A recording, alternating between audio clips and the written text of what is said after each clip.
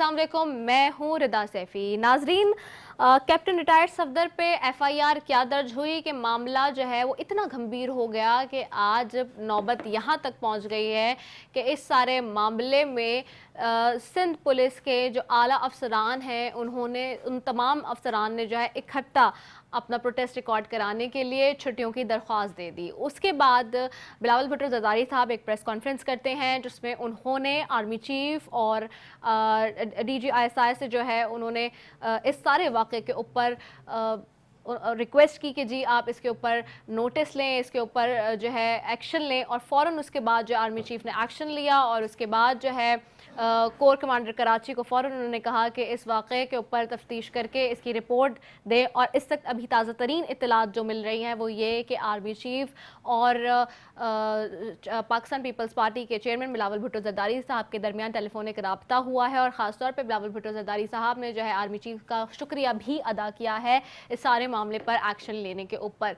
तो ये सारा जो वाक़या, चूँकि बिलावल भुट्टो जरदारी साहब अपनी प्रेस कॉन्फ्रेंस में कह चुके थे कि जी ये वाक़या कोई ऐसा वाक़या नहीं था कि इस सारे मामले पे इतना ज़्यादा जो है वो ट्रिगर किया जाता मामले को, और यहाँ तक नौबत आ गई कि जी वो दो लोग कौन जो उन्होंने उस पूरी प्रेस कॉन्फ्रेंस में सवाल उठाया उनका बता दें कि जो आईजी के घर पे थे, जो आईजी को लेके गए और ये सारे मामले के बाद अब प्रोटेस्ट किया जा रहा है।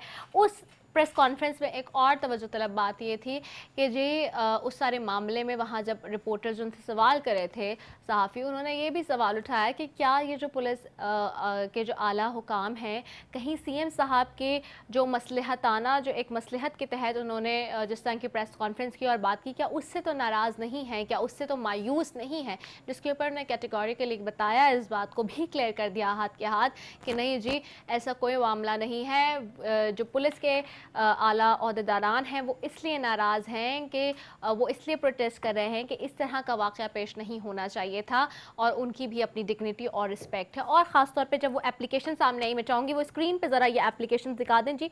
ये वो एप्लीकेशन है, ये किसी एक ऑफिसर की नहीं है जी, इसमें IG, एडिशनल IG, ये तस्वीर आपके सामने चल रही है, additional IG, special branch, DIG। अच्छा, पहले ये मामला था कराची से कि ये सारे कराची के लोग जा रहे हैं। अभी इस वक्त जो इत्तलात मुझे मौसूल हुई और मेरी कुछ लोगों से अपने जो मेरे ज़राए हैं उसके तहत मेरी कुछ लोगों से बात हुई, तो इसमें जो हैदराबाद से और दूसरे एरिया के भी जो DIGs वगैरह हैं वो भी इसमें उन्होंने इस बात की तस्दीक की है मुझे कि जी वो जो हैं वो भी छुट्टियों पे जो हैं वो जा रहे हैं, एप्लीकेशंस दे रहे हैं और वो भी इस घुटन भरे माहौल में और इस तरह दबाव और प्रेशर वाले माहौल में काम नहीं कर सकते।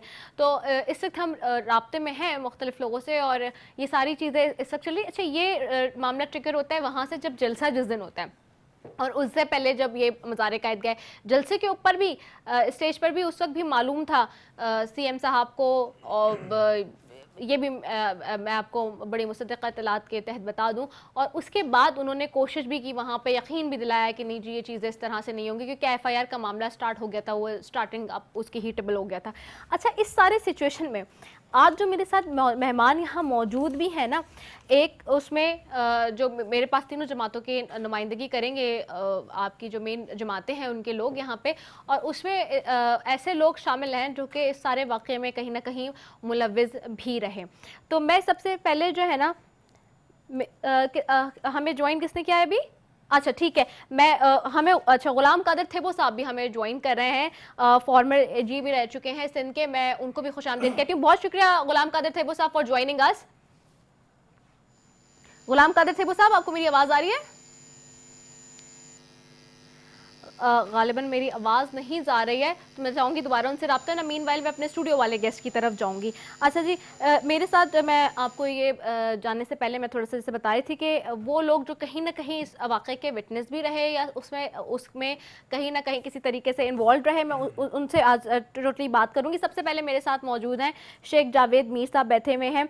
आप एडवोकेट भी हैं, सुप्रीम कोर्ट के वाइस प्रेसिडेंट हैं पाकिस्तान मुस्लिम लीग नून सिंध के, और ये पेश थे उस वक्त सफदर साहब की जो है वो उस वक्त बेल कराने के लिए, और क्या क्या भी हुआ वो तो मैं इनसे ही जानूंगी। बहुत शुक्रिया कि आपने मुझे ज्वाइन किया है।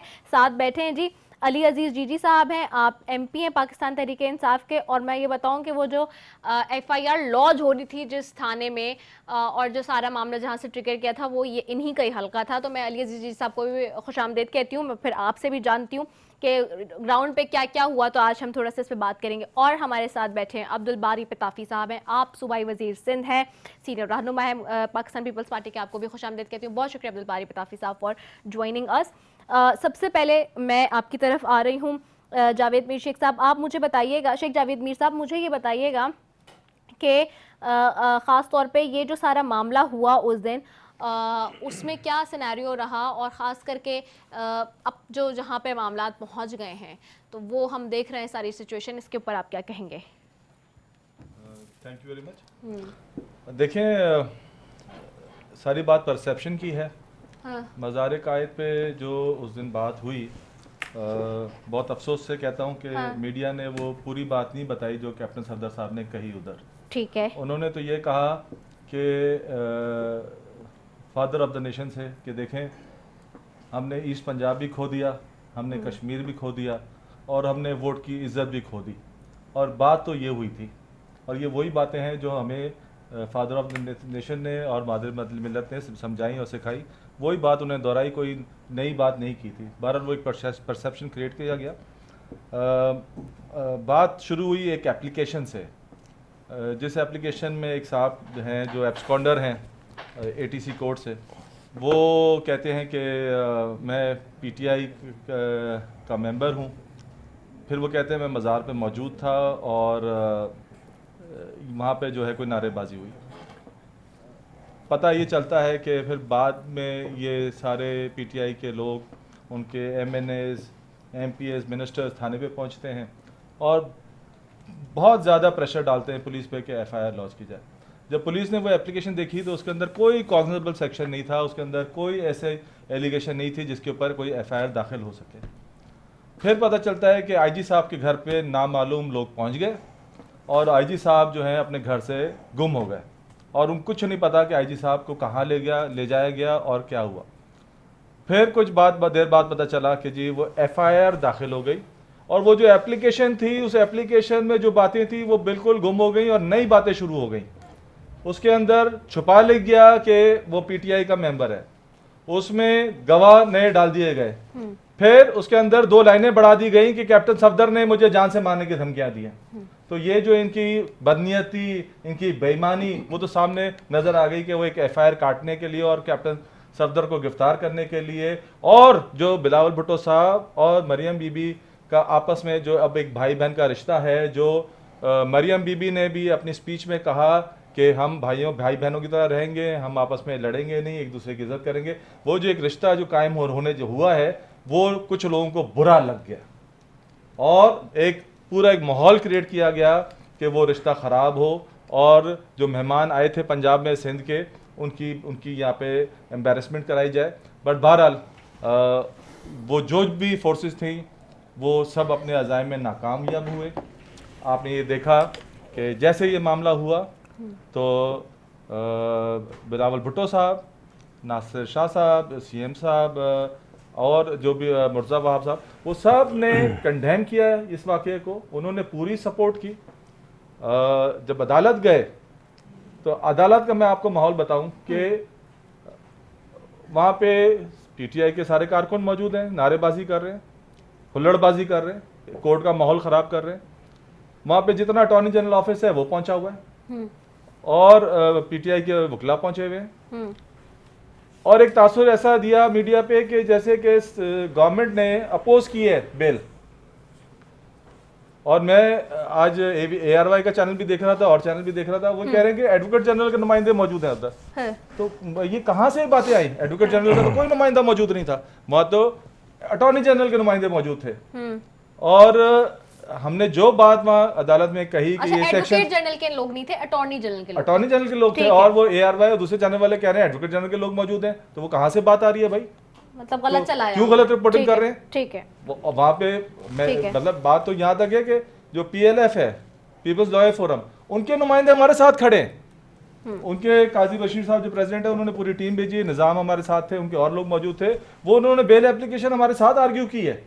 और हमारे को वहाँ पूरी सपोर्ट की है कि ये गलत केस है। और जो हमने बात की कि ये सेक्शन जो लगाए हैं इन्होंने, ये अप्लाई नहीं करते। ये 506 बी की बात कर रहे हैं। 506 बी जब तक असला ना हो तो कोई जान से मारने की धमकी होती ही नहीं है। तो ये 506 बी कैसे लग गया? और ये जब हमने सारी बात की, जो इसमें रूलिंग्स हैं, बातें वो सारी पेश की, तो उस पर जज साहब एग्री किए। और जो प्रोसिक्यूटर थी जैनब, उन्होंने भी उस पर कंसीड किया कि हाँ वाकई ये सेक्शन एप्लीकेबल नहीं है। तो उस बात पे हमारी बेल ग्रांट हुई। टीवी पे चलना शुरू हो गया कि जी प्रोसिक्यूशन ने अपोज कर दिया और सिंध गवर्नमेंट मुखालफत कर रही है, जबकि वो तो फेडरल गवर्नमेंट के नुमाइंदे मौजूद थे जो मुखालफत कर रहे थे और हुल्लड़बाजी कर रहे थे बाहर लोग। तो ये एक परसेप्शन सारा गलत क्रिएट किया गया है। मकसद वही है कि वो जो आपस में अब पाकिस्तान की सबसे बड़ी जो दो जमातें हैं, उनमें जो आपस में एक अंडरस्टैंडिंग हुई है, वो उस चीज़ को विशेड करना चाहते हैं, उन चीज़ को ख़राब करना चाहते हैं। सो हकीकत ये है। और जो भी फैसला हुआ वो आपने देखा, उसकी बेल भी हुई। फिर वो सदर साहब एयरपोर्ट भी हमने उनको पहुंचाया और एयरपोर्ट तक भी PLF के लोग हमारे साथ गए और माशाल्लाह से वो फिर लाहौर भी पहुंच गए। और ये जो इनका जायम था कि जी जेल भेजा जाएगा और एक सारी बात बनाई जाएगी, उसमें ये नाकामयाब हो गया। ठीक है, मैं अली अजीज साहब आपकी तरफ आऊंगी। इससे पहले मैं जाऊं, गुलाम कादिर थेबो साहब हमें ज्वाइन कर चुके हैं, फॉर्मर एडिशनल आईजी हैं। अच्छा ठीक है, गुलाम कादिर थेबो साहब को मेरी आवाज आ रही है? जी बिल्कुल आपकी आवाज। जी गुलाम कादिर थेबो साहब, बहुत शुक्रिया कि आपने ज्वाइन किया। गुलाम Qadir Thebo sahab, before going to my guest over here in the studio as well, मुझे ये बताइएगा जो इस तक सारा सिनेरियो इमर्ज हुआ है, ये इस वक्त जो है यकीनी तौर पे एक हाई प्रोफाइल केस बन गया है और इस वक्त इसमें आर्मी चीफ साहब ने भी जो है खास तौर पे इस मामले का एक्शन ले लिया है, जिस पर बिलावल साहब ने भी उनका शुक्रिया अदा किया है। और अब हम देख रहे हैं कि 24 घंटों के अंदर, 48 घंटों के अंदर जो है वो रिपोर्ट मांग ली गई है तफ्तीश करके सारे मामले पे। एक साथ ये जेस्टर शो करना सिंध पुलिस का, ये दिखा रहा था कि यूनिटी बहुत है। ये पहला, अगर मैं गलत नहीं हूं तो कोई इस तरह का वाकया जो पेश आया है, आप इस पे क्या कहेंगे, क्योंकि आप खुद भी एक सीनियर पोजीशन पे रहे हैं। जी रिता, बिल्कुल आप सही कह रहे हैं। पहले तो सारी डिटेल आपको अभी शेख साहब ने बता दी और मैं बिल्कुल इनसे मुत्तफिक हूँ। अब मसला ये है कि देखें, FIR इन्वेस्टिगेशन नॉर्मल रूटीन में मेरिट पे होनी चाहिए। अगर सबूत कोई हो तो गिरफ्तार किया जाता है, वरना नहीं किया जाता है।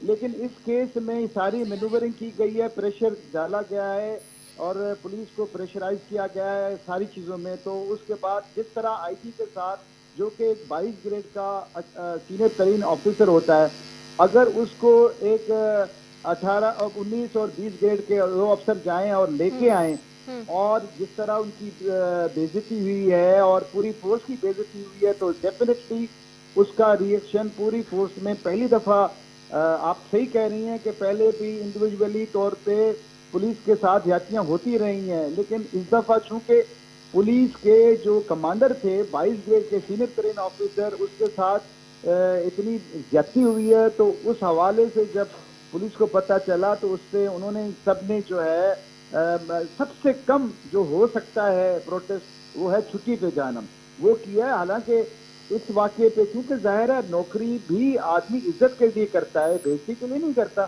तो उस हवाले से फिर मजबूर होके सारी पुलिस ने जो है, और नहीं तो कम अज कम छुट्टी की दरख्वास्त दे दी है, ताकि जो उनके वो it is a sign of protest. और अब अच्छी खुशी की बात है कि इसका नोटिस लिया गया है और इंक्वायरी ऑर्डर हुई है, और मैं समझता हूँ उसमें कोई 22 ग्रेड का उस इंक्वायरी पैनल में PSP ऑफिसर भी होना चाहिए, ताकि ये मेरिट पे इंक्वायरी हो और ये देखा जाए कि एक 22 ग्रेड के IG को दूसरे वो डिपार्टमेंट जो कि पुलिस की मदद के लिए आए, उसका 20 ग्रेड का ऑफिसर कैसे ले गया और किस तरह, मतलब कैसे ये फिर कैसे काम चलेगा, कैसे फिर सिस्टम ठीक होगा। और आया अभी सिंध में तो माशाल्लाह अब लॉ एंड ऑर्डर भी बेहतर हो गया ऑपरेशन के बाद। तो जिस तरह एक रोल बाकी सूबों में है, पंजाब में, इस तरह ही यहाँ भी होना चाहिए। तो आखिर यहाँ पे क्यों ऐसा है, सिंध में ऐसा क्यों है? इससे तो ज्यादा शकूक व शुबात जन्म लेंगे, नफरतें जन्म लेंगी, मुल्क के लिए अच्छा नहीं है, पाकिस्तान के लिए अच्छा नहीं है, और वैसे ही हमारे हालात इतने अच्छे नहीं है। तो उस हवाले में हमें ख्याल करना चाहिए और इस तरह का कोई काम नहीं करना चाहिए कि जिससे हमारे मुल्क की सलामती और यकजहती को कोई नुकसान हो। और उसके अलावा एक पुलिस एक प्राइम इदारा है पाकिस्तान का और सिंध का, जो भी किसी सूबे का होता है, और उसके सारे ऑफिसर, आखिर इतना कुछ हुआ है तभी सब ने सबसे कम प्रोटेस्ट किया, हालांकि ये भी ज्यादा होना चाहिए। मैं तो कहता अच्छा। हूँ कि इससे ज्यादा कुछ भी हो सकता था अगर आईजी नहीं जाता और पुलिस फोर्स फायर करते या रेसिस्ट करती तो क्या सिचुएशन बनती। तो ये तो बिल्कुल गलत हुआ है जो हुआ है, और इसका बहरहाल अब चूंकि इंक्वायरी है तो उसमें सारी चीजें आएंगी और हमारे भी यही है कि इंक्वायरी होनी चाहिए और उस पर एक्शन लेना चाहिए। ठीक है। और जो है रेंजेस को भी जब अगर जरूरत हो सिविल गवर्नमेंट को या सूबाई हुकूमत को तो उसको मंगा सकते हैं, जिस तरह मुहर्रम में पंजाब में मंगाया जाता। अदरवाइज नॉर्मल अफेयर्स में रेंजेस की जरूरत ही नहीं है। अच्छा, कराची ये में आपने एक नया पॉइंट दे दिया जिसके ऊपर हमें पहले से ही पता चल रहा है कि शायद पीपल्स पार्टी इसके ऊपर भी गौर करिए, इस मामले पे भी, इस पहलू पे भी। ठीक है, बहुत शुक्रिया गुलाम कादिर थे वो साहब, फॉर्मर एडिशनल आईजी हमारे साथ थे। मैं चूंकि ये बारी प्रतापी साहब से पूछूंगी, मैं अभी आपसे अली अजीज जी आपसे भी मौक़िफ़ ले रही हूँ। मैं चूंकि बात अब वो पॉइंट उन्होंने कर ही दिया रेज़, अब तो मैं इसी पे आना चाहूंगी क्योंकि ये भी कुछ इत्तलात हमें मौसूल हो रही है मुख्तलिफ ज़राए से कि रेंजर्स को भी वापस भेजने की बात हो रही है कि वही जो पॉइंट उन्होंने कहा उसके ऊपर भी कुछ सोच रही है सिंध हुकूमत। Is it right? देखिए, सीएम साहब ने वाजे बता दिया है कि हम एक कमेटी बना रहे हैं मिनिस्टर्स की, और उसमें इन्वेस्टिगेशन होगी। आज बिलावल साहब ने डिमांड कर दी कि हाई लेवल पे इसकी इंक्वायरी होनी चाहिए, और उसका मेरे ख्याल में हमारे आर्मी चीफ ने अनाउंस भी कर दिया है कि वो इंक्वायरी कराने वाले हैं। और हमें क्योंकि कोई ख़ास उम्मीद नहीं है जो हाई ऑफिशियल्स हैं, क्योंकि हम ये समझते हैं कि ये जो कुछ हो रहा है ये सिंध के खिलाफ ही हो रहा है। और ख़ास तौर पे ये जो जलसे शुरू हुए हैं पीडीएम के, और इस पीडीएम का मकसद यही है कि पाकिस्तान डेमोक्रेटिक मूवमेंट, और ये कोई अलायंस नहीं है, ये कोई अलायंस गवर्नमेंट गिराने के लिए नहीं जुड़ा, ये कोई अलायंस आपका इक़्तिदार हासिल करने के लिए नहीं जुड़ा। ये अलायंस नहीं है, ये मूवमेंट है। ये मूवमेंट इस हवाले से जुड़ी है, और इस हवाले से इस मूवमेंट की ज़रूरत पड़ी है क्योंकि पाकिस्तान में स्टेट के अंदर स्टेट्स काम कर रही हैं, इदारों के अंदर इदारे काम कर रहे हैं, और स्टेट जैसे बिलावल साहब ने कहा कि स्टेट के अंदर भी स्टेट्स मौजूद हैं, नीचे भी मौजूद हैं, तो ऊपर भी मौजूद हैं। तो इन सारी सूरत हाल को मद्देनज़र रखते हुए जो पाकिस्तान में हो रहा है, जो पाकिस्तान के मुदब्बर इदारे हैं, जो पाकिस्तान की आला हमारी जो क़यादत है, उन सब ने मिल बैठ के ये फैसला किया कि पाकिस्तान जिस डगर पर चल पड़ा है, आगे चल के पाकिस्तान को फिर कहीं कोई बड़ा नुकसान हो सकता है। तो उस नुकसान से बचाने के लिए और पाकिस्तान की आवाम के लिए, जो आवाम पिस रही है, महंगाई में पिस रही है, मुख्तलिफ चीज़ों में पिस रही है, उसके लिए ये हमने मूवमेंट बनाई है। जब उनको इस चीज़ का एहसास हो गया कि ये सिर्फ अपोजिशन की मूवमेंट नहीं है, खुद ब खुद लोग इसमें निकल रहे हैं, और जो लोग बगैर बिन बुलाए उसमें शामिल हो रहे हैं और बड़े पैमाने पे जलसे कामयाब हो रहे हैं, तो ये जो फेडरल गवर्नमेंट है और उनके पुष्ट पनाही करने वाले वो बोखला गए हैं, और इस तरह की कार्रवाइयाँ करना उन्होंने शुरू कर दी हैं। सिंपल सी बात है, अगर मुस्लिम लीग नून से कोई गलती हुई है, वो कहते हैं कि उन्होंने जाके हुल्लड़बाजी क्यों की, उन्होंने नारेबाजी क्यों की, तो आप सबका वीडियोस निकाल के देख लें। जब खान साहब खुद गए हैं वहाँ पे मज़ार पे, तो वहाँ पे पीटीआई के कारकुनों ने कितनी हुल्लड़बाजी की है।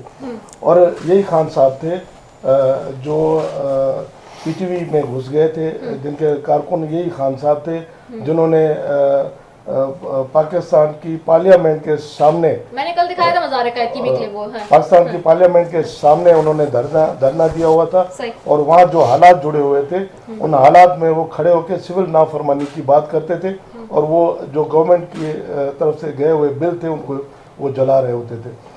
लेकिन अगर वो करें तो सब हिलाल है। अगर हम अपने हकूक़ के लिए इकट्ठे हों, अगर हम बात करें और लोगों की बात करें, और लोग क्योंकि ये समझ रहे हैं कि लोगों की बात हो रही है और लोग इकट्ठे हो जाए, तो फिर इनको प्रॉब्लम है। सीएम साहब ने वाजे कर दिया, क्योंकि सीएम साहब ने सारी टेलीफोन डेटा निकाली है, और उससे ये वाजे होता है कि इन्होंने पहले मीटिंग्स की हैं। अच्छा। उस मीटिंग्स के बाद जिस बंदे ने जाके एफआईआर कटाई है वो खुद मफरूर है एटीसी कोर्ट का, और उस वक्त जब ये वहाँ पे वाक़या हुआ है, यहाँ जब वो मुस्लिम लीग नून कायद-ए-आज़म की मज़ार के अंदर मौजूद थी, तब वो बंदा वहाँ पे था ही नहीं। जो कह रहा है कि मुझे धमकियाँ दी गई मारने की, वो बंदा वहाँ पे था ही नहीं। तो ये सारा एक पहले से एक साजिश बनाई गई थी कि किस तरीके से इनको फांसना है, और वैसे भी गद्दारी के सर्टिफिकेट तैयार पड़े हैं, कभी यहाँ पे अगर कश्मीर का प्राइम मिनिस्टर जो है उसको भी अगर गद्दार करार दिया जा सकता है, उस पर FIR लॉग की जा सकती है, तो किसी पे भी की जा सकती है और किसी के खिलाफ कोई भी FIR आ सकती है। ठीक है, वेरी पॉइंट। मैं अली अजीज जी साहब आपकी तरफ आऊंगी। आपका वो हल्का था, आप भी बड़े पेश थे, आगे थे, थाना ब्रिगेड के लिए जाना चाह रहे थे कि जी ये वो सारी चीज़ें जब ये इनिशिएट हुआ और हलीम आदिल शेख साहब जब लेके जा रहे, और ये जो बात हो रही है वो बंदा खास तौर पे, ये क्या वजह है कि पहले हमने वो एक जब हमने देखा कि बगावत का मुकदमा दर्ज हुआ सारी लीडरशिप के ऊपर नून लीग की, तो उस वक्त भी जो बंदा निकला वो आपका यूथ विंग का सदर निकला, एक शहर का, लाहौर के कहीं, और फिर उसके बाद अब हम दोबारा देख रहे हैं वकास भी कोई PTI से ही सुनने में आ रहा है कि जी ये जिस तरह की पार्टियां बता रही क्लेम कर रही हैं बंदा है, और ख़ासतौर पे वो भी मुख्तलिफ केसेस में जो है वो मतलूब भी है। तो ये क्या सिचुएशन है? ऐसे इस किस्म के क्रिमिनल रिकॉर्ड रखने वाले लोग क्यों इतना क्लोजली जो है वो नज़र आ रहे हैं आपके साथ? जी शुक्रिया। हाँ। बिस्मिल्लाह। देखिए, पहली बात तो ये कि वकास कोई क्रिमिनल नहीं है, हमारी अच्छा। पार्टी का वर्कर है वो, ओके। और उसका जो ये कह रहे हैं कि जी कि उसका कोई रिकॉर्ड ऐसा है, ऐसा कुछ नहीं। जो मलीर में, जहाँ पे लांडी में, मलीर में कोई इंक्रोचमेंट का हो रहा था, तो वहाँ पे कोई 25-30 हज़ार लोग थे। अच्छा। उसमें इंक्रोचमेंट, तो उसमें ये भी आगे था हटाने के, वो ये रोक रहा था उस पर, तो उसके ऊपर इसके ऊपर केस बना था, और इसके ऊपर ATC का भी कोई केस बना था, फिर इसके जाके बेल हो गई थी। अगर जब 30,000 रुपीज़ कोई दिए, उसके बेल वेल के जो पैसे होते हैं वो दिए, और फिर वो बेल इसकी हट गई। अगर ऐसा होता तो फिर आज जेल में होता। तो ये तो खैर बातें सारी इनकी करने की। जो हकीकत है, जैसे मीर साहब ने भी फरमाया कि जी कैप्टन सफदर साहब वहाँ पे जो बयान कर रहे थे, बयान करना और एक हरकत करने में ज़मीन आसमान का फ़र्क है। अच्छा। जो तमाम वीडियो में जिस तरीके से देखा, इस तरीके से किसी ने नहीं किया, जिस तरीके से वो एक जो सर्टन एक एरिया है जिसके अंदर कोई नहीं आ सकता है, कारी साहब आते हैं जहाँ पे तलावत होती है बड़े एहतराम के साथ, और सब लोग तरीके से अदब में खड़े होते हैं। और शुरू से ये मैं तो बचपन से ये देखता हुआ हूँ कि इस तरह आपने अपनी वाली क्लिप भी देखी है जब आप लोग गए थे? बिल्कुल। उस पर खान साहब अंदर नहीं, कोई भी अंदर नहीं किया। खान साहब खड़े हुए, लोग वहाँ पे दुआ मांग के वहाँ पे उन्होंने नारेबाजी हो रही है, वो लोग एक पीछे, दूसरे को धक्के हाँ दे तो वो रहे पीछे हैं, वो देखिए, हुल्लड़बाजी हो रही है। आपने जब मौका दिया ना, तो मेरी बात भी सुने आप, मुझे भी मौका दें। वो क्लिप उठा के देख लें और ये क्लिप उठा के देख लें, ज़मीन आसमान का फ़र्क है उस क्लिप में, नंबर 1। ठीक है, इस क्लिप में जिस तरह ये अंदर जाके इन्होंने जिस तरीके से कहते हैं ना तस्दील की उस जगह की, क्या एक बानी पाकिस्तान के आपके नहीं है, मेरे नहीं है, इनके नहीं है? क्या इनके नहीं है? क्या PML की तरफ से कोई सॉरी का पैगाम आया किसी का? कोई दुख दर्द नहीं हुआ किसी को भी? मैं तो कहता हूँ कि बच्चा हो या बड़ा हो, बानी पाकिस्तान है, हकीकत है। अगर आप मुझे बोलती हैं कि मैं थाने में था, बिल्कुल मैं थाने में था, मैं बानी पाकिस्तान है मेरा, मैं उसके लिए हर जगह पे होऊंगा, और मेरा इलाका है, FIR है, बिल्कुल मैं वहाँ पे पहुँचूंगा। मैं तो कहूँगा ऐसे बंदे को पकड़े क्या, ऐसे बंदे को तो मैं से नेक्स्ट टाइम इजाज़त ही नहीं देनी चाहिए अंदर। जिस तरीके से जूते लेके कब्र के ऊपर कभी चढ़ रहे, कभी जालियाँ तोड़ दी अंदर। आप वो क्लिप तो निकाल के देखें ज़रा गौर से, हर TV ने अलग अलग क्लिप दिया हुआ है, आप जाके देखें, जिसमें निहाल हाशमी भी हैं, सब है। तो ये कोई छोटी चीज़ है? मुझे बताएं। उसके ऊपर जो अगर FIR काटी वहाँ पे, जो हमने जो वकास है, वो वकास अगर ये कह रहे हैं कि जी वो नहीं था वहाँ पे, भाई आपको थोड़ी पता कि नहीं था?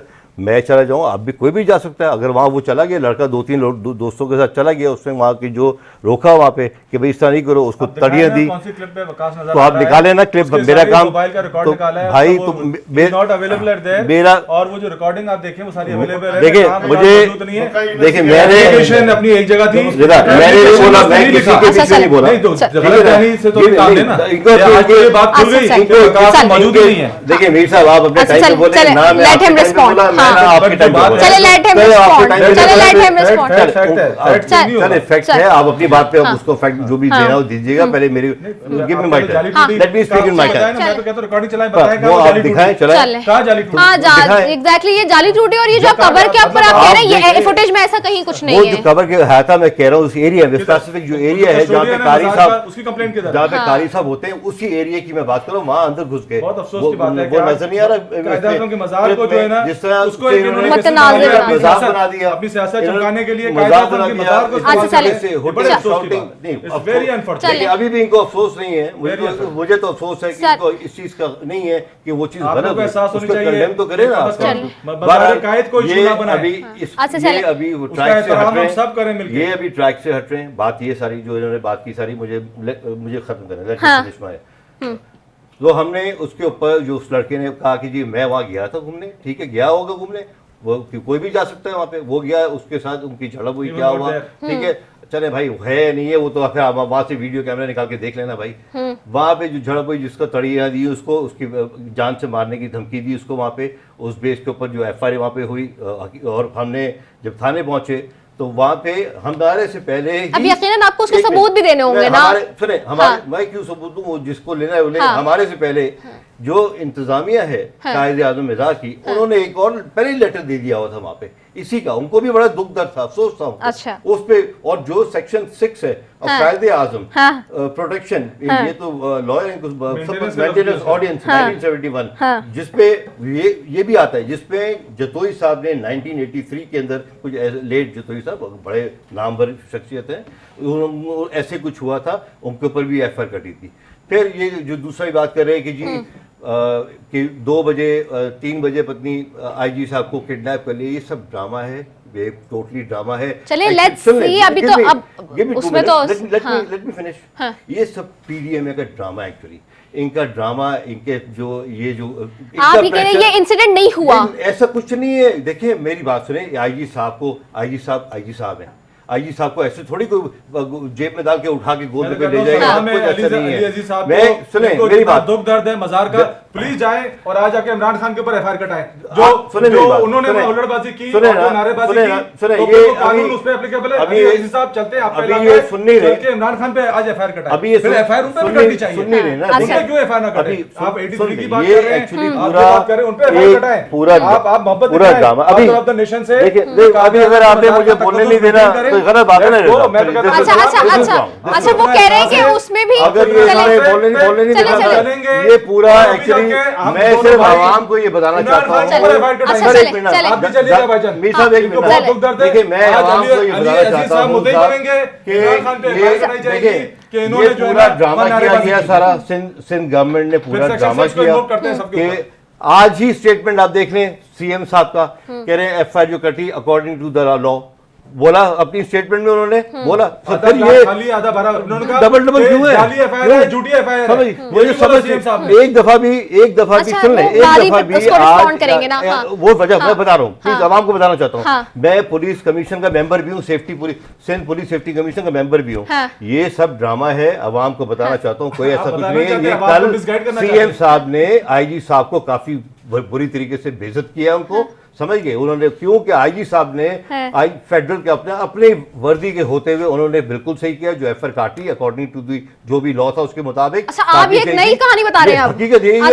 वो IG साहब ने जाहिर काटा, उनको ये हुआ कि फेडरल के नुमाइंदे ने उनकी बात मानी, हमारी बात नहीं मानी। असल यही चीज इससे पहले जो कलीम इमाम साहब थे उनको भी हटाया गया था इसी वजह से कि क्यों वो सुनते नहीं थे इनकी बातें। ये सिंध पुलिस चाहती ये है कि इनके रह के सर मुझे सब बोले देना सर, मैं उसी वही सर, ये उसी की सर, ये नहीं ये सर उसी की तो चेन ये उसी से लिंक है सारा, ये सारा उसी का लिंक है। इस एप्लीकेशन में कहीं जिक्र नहीं है कि कैप्टन सफदर ने कोई जान से मारने की धमकी दी, ये पहली एप्लीकेशन है उसकी, ये पूरा लिंक है सारा। FIR में कहाँ से आ गया? ये पता नहीं कौन सी एप्लीकेशन है, इसको पढ़ के भी बता देती हूं। ये एप्लीकेशन किसने दी है ये भी देखिए, बकास ने दिया, क्या लिखा हुआ है, ये आपने बना ली होगी मेरे ख्याल से, ये इन्होंने बना ली होगी। लेकिन रजा पहले मुझे पॉइंट आने दें, ये सारा जो है पूरा ड्रामा किया गया है, समझ गए, कोई जान से मारने की धमकी दी, आखिरी 2 लाइन रजा ये पूरा ड्रामा किया गया है। डिस्ट्रिक्ट 97 अभी बात ये कि इनके ऊपर पड़ गई है, नून लीग का बड़ा प्रेशर आ गया पीपल्स पार्टी के ऊपर कि ये क्या हो गया। आज ही CM साहब ने अपनी प्रेस कॉन्फ्रेंस में ये कहा, आपने सुना होगा, सबने सुना कि जी अकॉर्डिंग टू द लॉ अब जो FIR कटी है बिल्कुल सही कटी है। भाई अगर वो सही कटी है तो फिर रोना पीटना किस बात का है। और ये सारा जो है जिस तरीके से कल अली भाई एक सुना है, जो मैंने पता चला, मुझे सुना मैंने कि जिस तरीके से IG साहब को कल डांटा गया, बहुत उनकी बेइज्जती की गई, वो ये वजह है IG साहब ने, आज अली साहब को कोई स्पीकर की मर्जी के बगैर अरेस्ट कर सकता है, इनका IG प्रिविलेज साहब ने इसलिए छोड़ा, इसीलिए तमाम जो अच्छे प्रेसिडेंट सेट है, इसलिए नेशनल असेंबली के स्पीकर के पॉलिसी के अंदर नेशनल असेंबली के स्पीकर के कैसे अरेस्ट किया। हाँ ये प्रेसिडेंट सेट है, एक प्रेसिडेंट सेट वो प्रिविलेज था ना उनका, प्रिविलेज वो कैसे हो गया। फिर होटल का दरवाजा कैसे तोड़ा गया, अरेस्ट वारंट के बगैर कैसे होटल में पुलिस घुस गई? तो ये कौन करवा रहा था सारे काम? ये सेम गवर्नमेंट भाई वारंट के बगैर नहीं, लेकिन स्पीकर के प्रेसिडेंट के बगैर वो कह रहे हैं जी।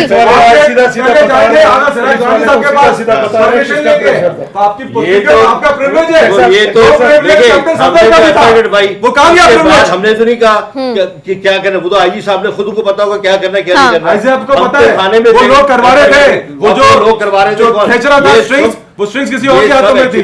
चले वो भी पता चलेगा अभी जी। एक पॉइंट पे बाप देखिए ना, जुल्म कितना हुआ है कि चादर चादर का तकद्दुस इस्तेमाल किया, होटल में घुस गए, दरवाजा तोड़ा। करना चाहता है पाकिस्तान सोचे तो सही। अच्छा चले इदारों को, चले ये किस तरह हजारों को ये बात ये भी कहते थे जब आप 2014 में वो करते आज पुलिस सेन पुलिस को भी बर्बाद करने निकल गए। अच्छा let बारी प्लीज और मरियम रिस्पॉन्ड। बहन भाई, उससे पहले बहन भाई एक दूसरे के अच्छा, बारी को सुने दे। चलो, ये ये- वो गिरबान खींचने को तैयार थे अच्छा, एक दूसरे के। अच्छा देखिए चले यही तो चले चले अगर सब बोलेंगे तो फिर कुछ समझ नहीं आएगा कि क्या बात हो रही है। नहीं हो रही। सारा टोला यही जो है तकलीफ ना, है।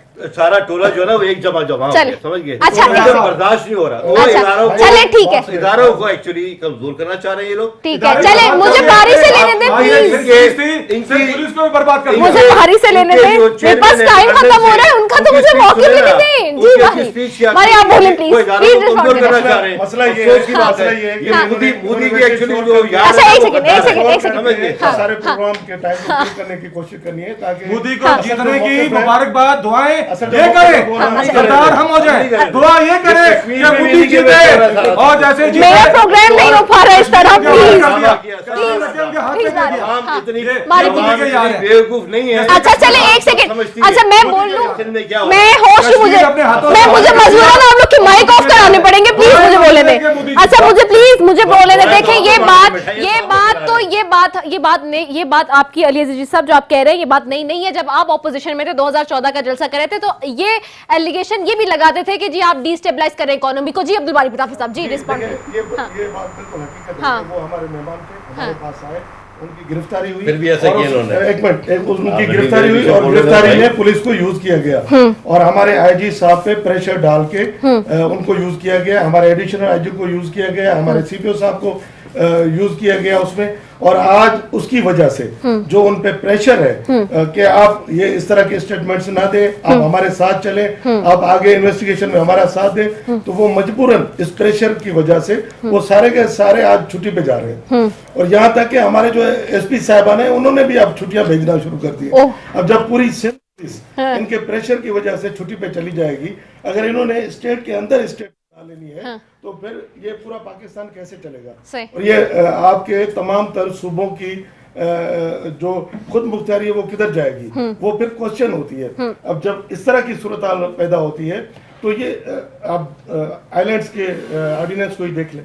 अब अगर आप अपने 1973 के आर्टिकल को देखें तो 1973 के आर्टिकल उसमें कानून में ये एक आर्टिकल है 239, उसकी क्लॉज है 4। ठीक है। उसमें वाजे लिखा हुआ है, उसमें वाजे लिखा हुआ है कि जब तक जिस सूबे को अल्टर करना है, जिस सूबे की उस सूबे की 2/3 अक्सरियत ने फैसला ना दिया हो तो प्रेसिडेंट मजाज नहीं होता कि वो किसी भी ऑर्डिनेंस को साइन करे। बिल्कुल एग्जैक्टली। अब इन्होंने एक ऑर्डिनेंस दे दिया और हमारे जो कोस्टल एरियाज है, ये पूरे पाकिस्तान के कोस्टल एरियाज, उसमें सिंध के भी आते हैं, बलूचिस्तान के भी आते हैं। ये मैं पूरे लॉज लेके आया हूँ, इंटरनेशनल लॉज कहते हैं कि ये एरिया जो है उनकी प्रॉपर्टी है और बलूचिस्तान की प्रॉपर्टी है। इन्होंने ये आर्टिकल कैसे दिया? और जब इन्होंने ये आर्टिकल अगर दे दिया है तो मैं तो ये कहूंगा कि आइन की रूह से ये आर्टिकल 6 तो मौजूदा प्रेसिडेंट ऑफ पाकिस्तान पे लगना चाहिए कि उन्होंने आर्टिकल को तोड़ते हुए उन्होंने ये ऑर्डिनेंस कैसे दिया। इमरजेंसी लगी हुई है, जंग लगी हुई है, कोई अच्छा ये मुझे आज की बात हो रही है, क्या करेगी पीपल्स पार्टी? गवर्नर राज रखने की भी बात है जो एकदम से फिर से पीपल्स पार्टी को किसी चीज की परवाह नहीं है। ठीक है। गवर्नर राज गैर कानूनी है, गैर आईनी है। जब तक सिंध गवर्नमेंट उसमें कोई कंसर्न ना दे, सिंध गवर्नमेंट उसको पास ना करे, ये गवर्नर सकते।